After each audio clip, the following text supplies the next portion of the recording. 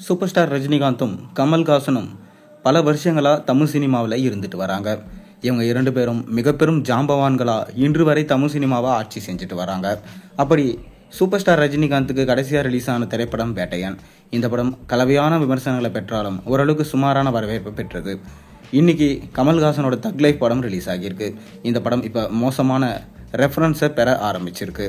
மேலும் அதை தொடர்ந்து ரஜினியும் கமலும் இணைந்து நடிப்பாங்க அப்படின்னு சொல்லிட்டு பல வருஷமாக எதிர்பார்க்கப்பட்டு வருது. அது நடக்குமா நடக்காதா வாங்க நம்ம வீடியோக்குள்ளே போய் பார்ப்போம்.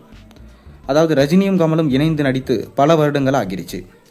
அவர்கள் எப்படியாவது மீண்டும் சேர்ந்து நடிக்க வேண்டுமென ஆசை ரசிகர்கள் மட்டுமின்றி திரைத்துறையில் இருப்பவர்களிடம் இருக்கு. அவர்களும் தாங்கள் சேர்ந்து நடிப்பதற்கு தயார்தான் என்று ஓப்பனாகவே அறிவிச்சிட்டாங்க. இருப்பினும் 2 பேரையும் சேர்த்து படம் எடுக்கும் அளவுக்கு எந்த இயக்குனரும் இன்னும் கதை யோசிக்கலையாம். இடையில இயக்குநர்கள் வெங்கட் பிரபு, லோகேஷ் கனகராஜ் உள்ளிட்டோர் அவர்களை இணைத்து படம் எடுக்க ஆசை தெரிவித்தாங்க. இருப்பினும் பார்த்தீங்கன்னா அவர்களாலும் கதையை யோசிக்க முடியவில்லையோ என்று ரசிகர்கள் கேள்வி எழுப்பிட்டு வராங்க. முக்கியமாக 2 பேருக்கும் வயதாகிடுச்சு. சொல்லப்போனால் திரைத்துறையில் அவர்கள் தங்களது கடைசி காலத்தில் இருக்கிறாங்க. எனவே வாய்ப்புகள் கம்மி தான் என்ற கருத்தும் மேலோங்கி இருக்கு. இந்நிலையில் தனியார் ஊடகம் ஒன்றுக்கு கமல்ஹாசன் இது குறித்து பேசுகையில், நாம் ஒரு படம் செய்ய வேண்டும் என்ற பேசியிருந்தோமே என்று ரஜினி கேட்டாராம்.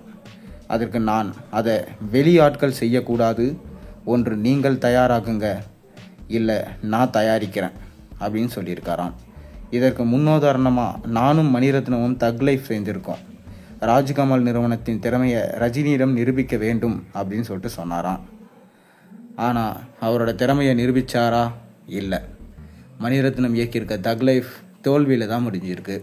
அதை தொடர்ந்து சூப்பர் ஸ்டார் ரஜினிகாந்தோடைய கூலி படம் எந்த மாதிரி ஒரு பர்ஃபார்மன்ஸை பண்ண போகுது, அதை வச்சு தான் கமலும் ரஜினியும் மீண்டும் இணைவாங்களா இல்லையா அப்படின்றது தெரியும்.